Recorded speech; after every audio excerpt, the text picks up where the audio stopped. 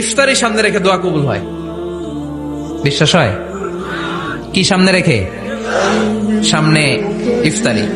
বসে থাকি আমরা তৃষ্ণায় সারাটা দিন, ছাতি ফেটে যায়।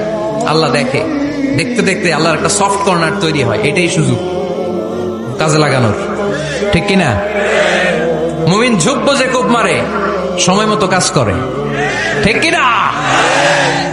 আল্লাহ তখন ফেরেশতাদেরকে জিজ্ঞেস করে, এই ঘটনা কি? খায় না যে? খায় না কেন? আল্লাহ রোজা রাখছে। এগুলো কি? রো আফজা, পেঁয়াজ, আলুর চপ, বেগুনি, মুরগির রান খায় না। খায় না কেন? ওরা যে ক্ষুধার্ত। আল্লাহ আপনার ভয়ে। তাই কি চায়? আল্লাহ আপনার কাছে ক্ষমা চায়, ক্ষমা চায়। আল্লাহ রহমতের দরিয়ায় জোশ খেলে যায়। আল্লাহ তখন বলে, আমারে দেখছে নাকি ওরা? ফেরেশতারা বলে, না দেখে নাই। আমার জান্নাত জাহান্নাম দেখেছে? না দেখে নাই। আমারে না দেখে, জান্নাত জাহান্নাম না দেখে আমার এত ভয় করে। যাও, আজকের এই রোজার বিনিময়ে এখন বান্দা যা চাইবে সব কবুল করে নেব।